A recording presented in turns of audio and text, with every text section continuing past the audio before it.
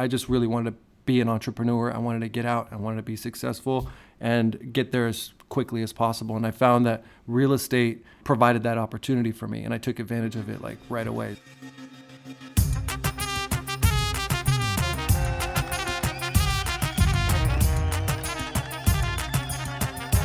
Hi friends, and welcome to the Assyrian Podcast. Here we are on episode 10, and it is so good to be here with you. I don't know about you, but I loved hearing from Nadia last week. And on this episode, we get to meet Kevin Markarian, an Assyrian Armenian from Modesto, California.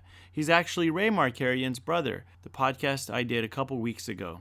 Kevin was able to make the jump from Modesto to the Bay Area, and now he's in Southern California running his own real estate company. He has over 60 agents and he's super successful, and I think you're going to love hearing his story and all the Assyrians that helped him out along the way.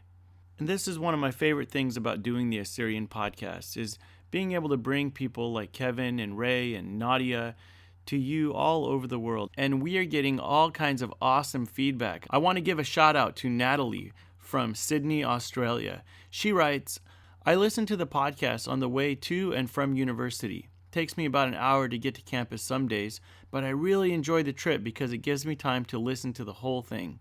I'd hate to have to stop. I want to get a Samsung instead of an iPhone, but then I realized you're also on the Google Play Store, so that made my life a little easier. Natalie, we're so glad you listen, and we're so glad there are so many more out there that are sending us emails and social media messages. So keep spreading the word, let your friends know, subscribe them to the podcast, rate and review us on the iTunes store, or you can send us an email at assyrianpodcast@gmail.com. And now, here is Kevin Markarian.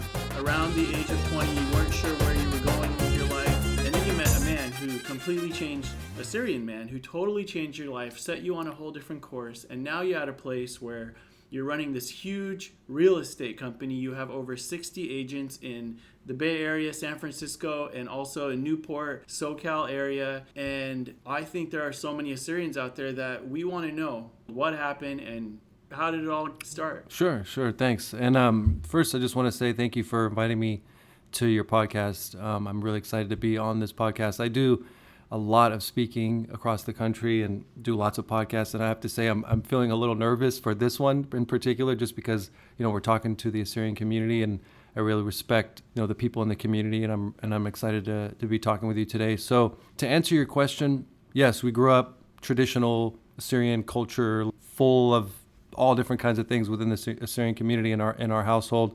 Grew up in the Central Valley, Modesto, around a lot of Assyrian people, kids, and really didn't know which direction I was going with, like a lot of people that were growing up at that time in that area. And I was going to Modesto Junior College. Wasn't really sure kind of which direction I was headed in terms of my career. A lot of friends were going to college and doing different things, and I was in a middle ground where I wasn't really sure what I wanted to do. I knew I wanted to do something with my life and with my career, but I just didn't know exactly what. Were you always driven? I mean, as the oldest in your family, probably one of the most responsible. Definitely, and that's kind of a burden that we have as the oldest sibling in a family is having the responsibility of taking care of your brothers and the expectation that you're gonna go out there and be successful. So even at 20 years old, you're feeling the pinch. Like, why aren't I more successful? Well, I mean, I really felt it from early on in childhood. I mean, even like in my early teens, I knew that I wanted to do something with my life. Like, especially growing up the way we grew up, very close family, great friends, but we didn't have a lot of money. We didn't come from really a whole lot in terms of, our families, as many of us Assyrian people ran away. They fled and found refuge in different parts of the world. We ended up first in Hollywood and then ended up going to Northern California. But yeah, I mean, I knew that there's something that I really, really wanted to do was just to kind of get out and really go explore and find opportunities and be successful. So at this point in my life, didn't know what was going on. My dad had a friend who was a real estate broker, and his name was Rahman Issa, and he owned a little brokerage called Property Pros in Modesto. And I remember my dad one day came up, and by the way, my dad is semi-known in the Assyrian community. His name is Markarian. He goes by like Warko, so he's like a lot of people probably know that name. Some of the older folks. He was on like KBSV, Okay. and he'd be putting the music on for people. So anyways, he mentioned that he knew a friend that was a broker and asked me if I'd like to go work with him. Of course, at that time, I didn't know what I was doing, so the answer was absolutely yes. I go and I meet with Ramen, and he was super nice and very welcoming. I was this young kid, and he's like, do you want to get a real estate license? And if you do, you can come work for me. That was awesome. Like, I was totally excited to hear that, because at that time, I was looking for a job, was getting turned down after applying at various locations. And then finally, I got the opportunity to meet and talk to Ramen about getting into real estate. And he allowed me to basically work for his company. He said I just had to get my license. Had zero experience. He took me on. So that was like a really big... Was that just a favor to your dad? Probably. I probably wouldn't have hired myself at that time. So yeah, probably a favor to my dad, which was really nice. And so I became really, really focused on getting my real estate license. Like, that was a big deal. I mean, I didn't end up going to college. I didn't finishing, getting a degree or anything like that. I just really wanted to be an entrepreneur. I wanted to get out. I wanted to be successful and get there as quickly as possible. And I found that real estate provided that opportunity for me, and I took advantage of it like right away. So it was a big moment. And so I got that opportunity, focused really, really hard, heavily on getting licensed, got my license. How old were you when you got your license? I was in my early 20s, like 21 or something. Wow, that's fast. Yeah. And I remember I got my license. I walk in to the office like, hey, I got my license. Now what? Like, I walk in, I talk to Ray. What do I do now? He's like, follow me. Walks me over to this cabinet.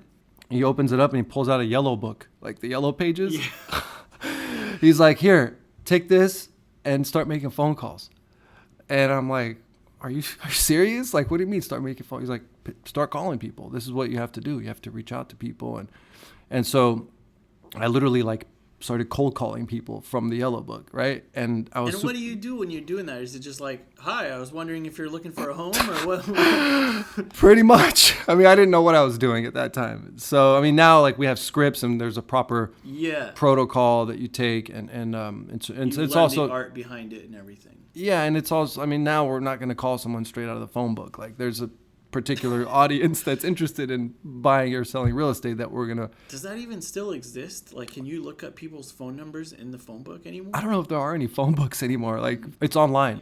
So I was super, okay, so this is what I have to do. I was the type of kid that, like, I just needed direction. Tell me what to do and I'll do it. Just tell me what to do and I'll do it. So that has been my big thing in terms of the success and everything. It's just been like, I listen to people that are doing better than me, and I don't have an ego. Like, tell me what to do and I'll do it. So this is what he told me to do, and I did it. And I was really excited, and I like was really amped up. Did it work? Epic fail. It was like such a major fail. Like, I tried. I really made a really strong effort, but it didn't work out. Then what I decided was, this isn't working. Why don't I get smart? Why don't I go and like look up Assyrian names?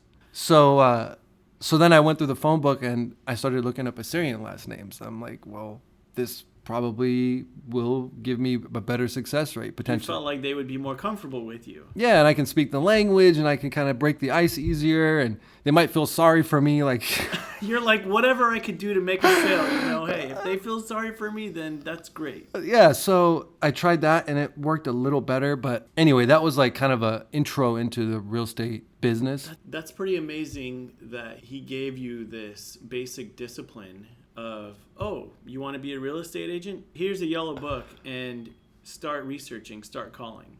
Yeah. And that had an impact on you. Yeah, and I was so green. I mean, one of the problems a lot of people have in business is like avoidance, or in sales, like people are afraid, they don't want to take the steps to do what it takes to be successful. Rejection, right? Like dealing with rejection. So I was so new that it didn't. You didn't care. I didn't care. I just didn't know what the outcome would be. I had never had that experience.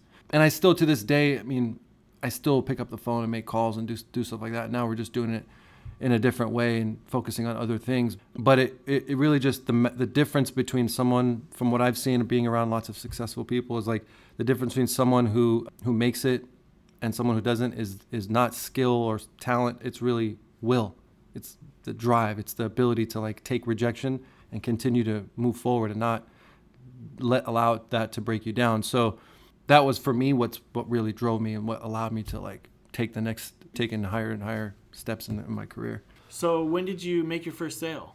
really cool story. All these like things that happened along the way, these big milestones in my career, happened with like Assyrian people, right? So the first listing I ever had was Kasho Shana's house from Modesto. And he probably felt sorry for me and like gave me the listing because I was like this brand new, like young kid who just got licensed. So it was very, very nice of him. And his son, Claude and Victor and Victoria, 3 kids. And they're very good friends of mine. Them, yeah. Really cool people. I listed their house for sale and I had no idea what I was doing. Ray from Property Pros helped me as well. And the way that open houses work, have you ever been, like, do you know what an open house is, how that works? Yeah.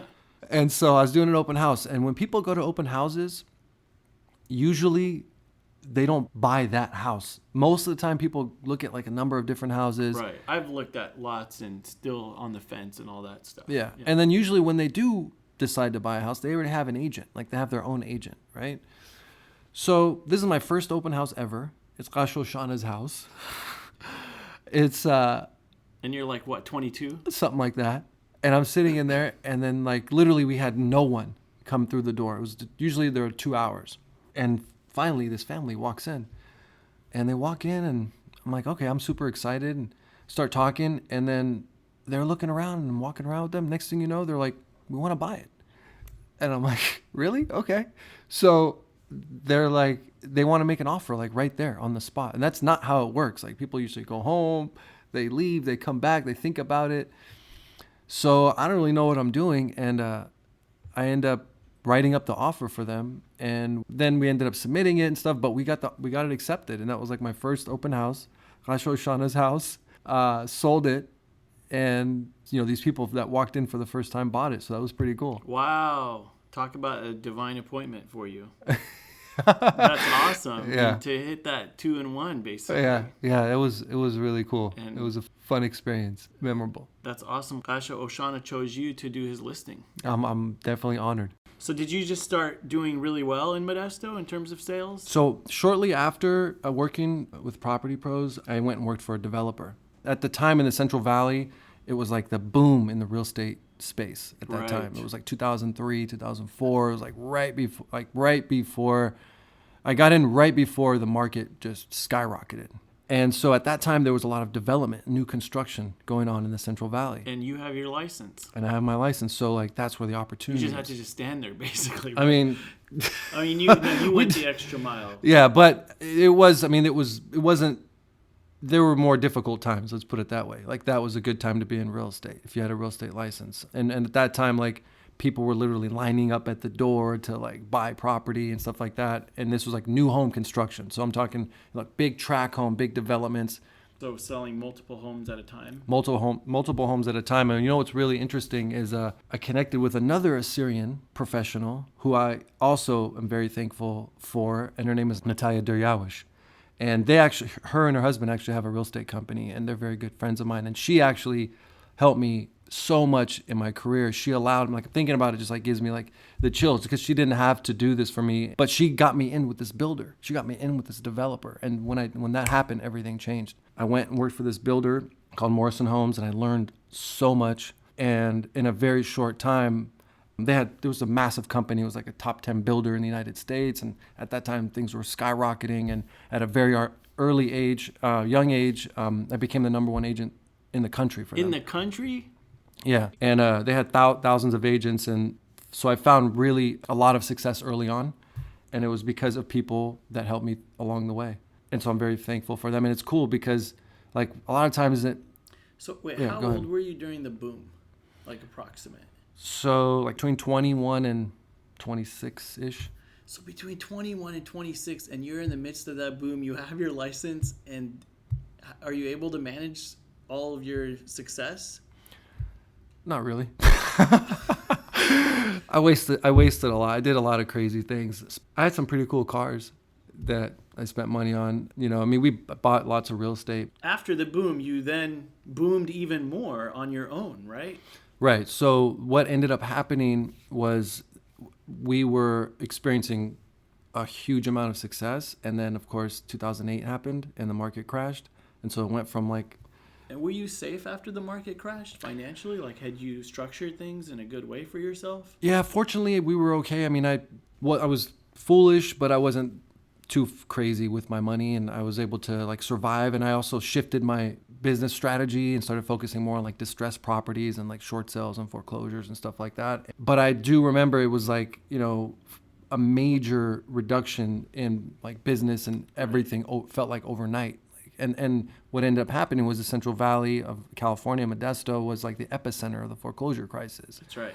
And so things changed very rapidly. And I remember showing property and working with these clients and walking into this house, and it was like literally like stripped, all the cabinets, the kitchen. And if you're a real estate agent and you're listening to this, like, you know what I'm talking about. If you were in the Central Valley at that time, like house completely gutted. They gutted it because they knew they couldn't keep it. Yeah, they like sold the people everything within it. So people, what they would do is before they'd foreclose on their property, they would like basically take everything out. Yeah. And then like sell it, or I don't know what people would do. And so you walk into these houses and they're like empty. There's just like a shell. So I remember walking in, I'm like trying to sell this house. Like, how am I going to sell this house? And things weren't going very well in terms of like, it wasn't going in the direction that I wanted it to as far as my career. I just didn't want to continue doing those types of properties and what have you, and price points. Because as real estate professionals, we were basically paid 100%. There was no salary. Like it's all based on sales and stuff. So then I thought about, well, San Francisco happens to be an hour and a half away, and things aren't going very well here in the Central Valley. I'm not really enjoying myself. I don't see myself doing this for a long period of time and continuing this. And if I'm going to fail, why don't I try to fail big? Let me go swing for the fences. Let me go to the big city and take a chance. And so we moved out to San Francisco and just like literally hit the reset button on my career and started from scratch. And that was all your own idea. And then like, how did you know you just knew from being a real estate agent of what you needed to do once you got out here? Well, I mean, I talked with a lot of friends and family, and I talked with my wife about it. And, there was a lot, it wasn't just like overnight. I was married in 2006. Oh, okay. So right around that time then. Yeah, right around that time, right after that time. We met at a Syrian basketball tournament. Were you like shooting hoops or were you in the States? I was the commentator. Oh, okay. No wonder you're such a good interviewer. At the ABC, Assyrian Basketball Community. I forgot what the C stands for. Assyrian Basketball something. But my good friend Benny. So what? She heard you on the commentating and was like, "Oh, he's the one." Kinda. I mean, I was on the mic, and it's funny because my brother Ray was playing. I was telling a story about Ray.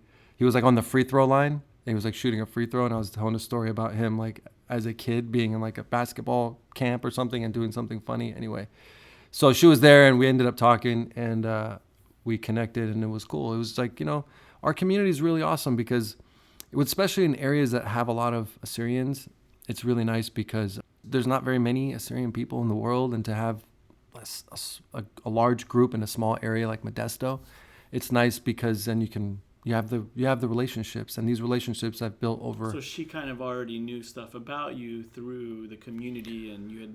So she may have known who I was, and within our community, it's a kind of a small group, so everyone kind of knows each other. But I met her. She was amazing. Like I knew when I saw her that this is going to be the girl I'm going to marry, which is. It's amazing, really. Like I really did believe like this is gonna be my wife. And I remember her walking out, and I'm like, I can't let her go. I'm like, so I went and approached, and we started talking, and everything. And now you have the rest is history. Kids? Yeah, we have 2 boys. They're twins. Wow. Adam and David. Yeah, they're 4 years old. Nice. Yeah. So huge blessing. So you met her in 2006, and then you two moved out to San Francisco together. Yeah, we were married at the time. So, she actually helped me get through a lot of like stress and anxiety. Like it's a big deal. I mean, especially being in a small town like Modesto and going to like one of the biggest cities in the world. And that was exciting too.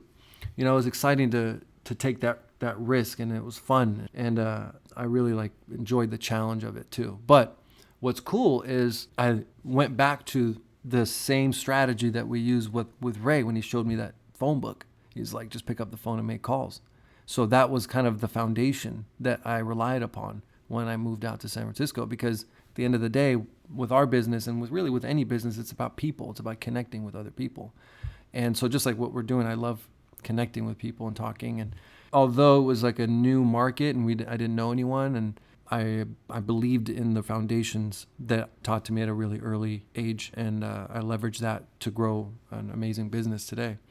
And we can talk more about that in terms of how we got there. But because you must have gotten successful in the Bay doing real estate. How did you go from being a real estate agent to being a broker and then opening up several offices in San Francisco and in Newport? So one of the things that we do really, really well is leverage technology and basically online lead generation. It's like a kind of a phrase that's pretty well known in the real estate community. But we've focused on technology to generate business. We've leveraged technology in a big way to generate a lot of business. So basically, when people, to kind of break it down, is like we know how to target. We focus on the audience that's most relevant to our business in terms of like wanting to buy or sell property. So like using like Facebook and social media and demographic targeting. We know how to focus. We know how to capture people that are like most interested in real estate.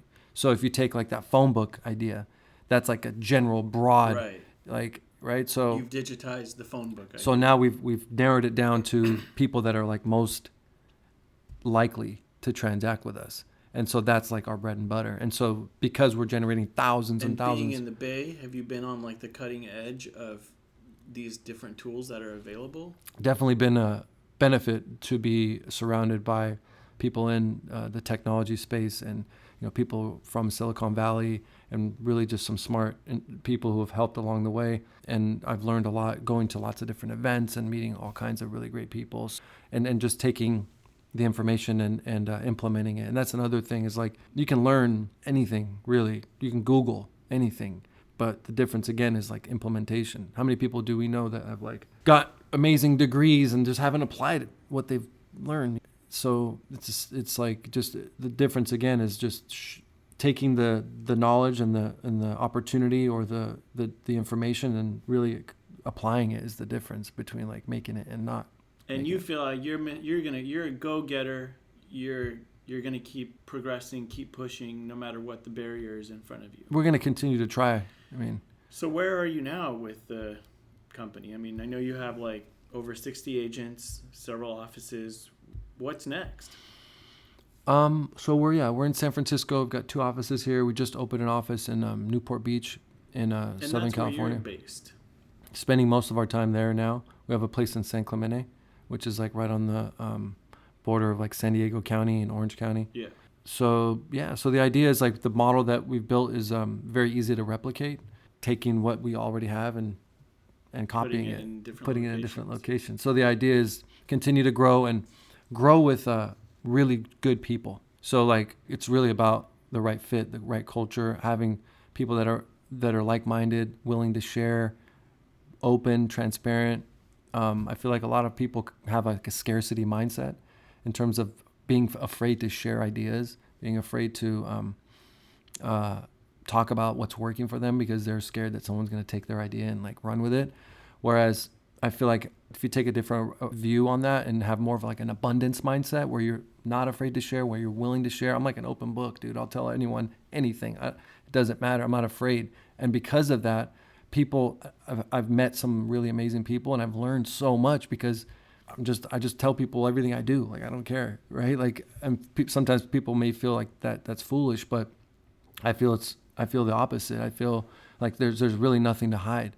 Like, I can Google what you're doing, dude. Like, there's really nothing to hide out there. The difference is if you take the information and apply it, not very many people do. And, but in terms of sharing, people are naturally reciprocate and they're willing to share what they're doing. And so it's like having that kind of a mindset. So those are the types of people that I look for. Also really hardworking and people who are cool. They're nice. Yeah. So. And you're on several different boards and places where you're a part of the big real estate conversations. Like, aren't you going to a conference in Napa? Because of the things we're doing with technology, I mean, people are kind of interested in what we're doing. So I've been asked to speak at different events and train and coach lots of different, big brokerages and teams. Like, I go to these events, I'm like, do you want me to go talk to them? Like, it feels sometimes a little strange to be the person that's like showing other people. But it's cool, and it makes me feel proud as like an Assyrian person, like to like be able to do that, which is cool. But yeah, so I've been on a number of different like boards for Move Inc. and a number of different companies, like big time companies within the real estate space. So tell me more about that on the Assyrian side of things. How would you say being an Assyrian has impacted you in the real estate realm and in your profession? Well, definitely, I think Assyrian people have a certain drive about us, and we have a certain I don't know, I want to say like grit, like hardworking and very, we're loyal, like we're very hospitable. I mean, that goes for a lot of people from that part of the world, but I feel like it goes a long way. We have thick skin. People like at home, like our parents are going through different things, and like they've run from wars. They've been, they've dealt with lots of different adversity throughout their lives, and coming to this country has given us a platform, an opportunity to take advantage of like all these great things that we can do. And you've taken advantage. Well, I'm trying. And I say that in the best sense. I mean, what I'm hearing you say is we as Assyrians, even though we don't have our own homeland right now, we are citizens of the world, and wherever we go, we want to invest and we want to make things better, and we want to take advantage of the opportunities that are given to us. I mean, I don't mean to put words in your mouth, but would you say that's accurate? Oh, 100%. I mean, we are a lot of really great entrepreneurs that I know are Assyrian. A lot of great business people are Assyrian. Really smart individuals. Definitely, taking advantage of the opportunities that we have in front of us. And it's cool too, because whenever I see someone that's successful, that's within our culture, like it drives me. Like I get happy because there's just not very many Assyrians out there. And are there any that right now you look to and you're like, man, he or she is killing it, and they inspire you? I like Patrick Bet-David. I think he's awesome. Yeah. He's cool. He just like interviewed Ric Flair. Yeah.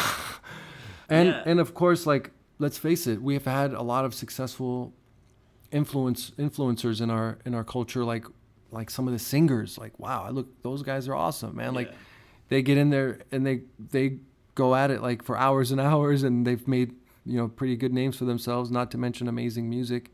A lot of really great entertainers have come from our community, and our family. We have a lot of entertainers and musicians and artists within our own family as well. Yeah, it's really great to see successful Assyrians out there doing well. So you're on the Assyrian podcast, and we have listeners in Canada, in all across the United States, in Australia, in Sweden, in Germany, and actually in lots of different places of the world and the homeland. If you could say anything to all those people, you're on the mic now, what would you say to all of our Assyrian people all around the world? What I would say is anything's possible. My family came from the Middle East. They fled. They moved to America, and now ended up in the Central Valley. And we didn't come from much. Didn't come from really anything. And I continued to fight and continued to progress in my career and in my life and business. And I'm not saying that. There's a lot more work to do, but you haven't arrived. But there's still a lot of opportunity, and I feel like really just focus in on whatever it is that you want to do, and just go deep with it and go hard on it, and go for it. Those are my words of wisdom. Well, I appreciate you coming on, and it's been a lot of fun. I'm glad I got to know you better, Kevin, and I think our audience is going to be glad now. If there are people who want to get into real estate, they want to be agents, or they want to know more about where they should buy or whatever. If you're interested in getting into real estate too, if you're in the Central Valley, Northern California, or really anywhere in California, let me know. I'd be happy to talk with you. If you're already working in real estate, I'd be happy to talk with you. Anything I can do to help in any way, I'm more than happy to do that. So just feel free to reach out, and I'd be happy to share. Thank you so much for being on the Assyrian podcast. It's a blast, and we'll catch up with you next time. Thanks, man.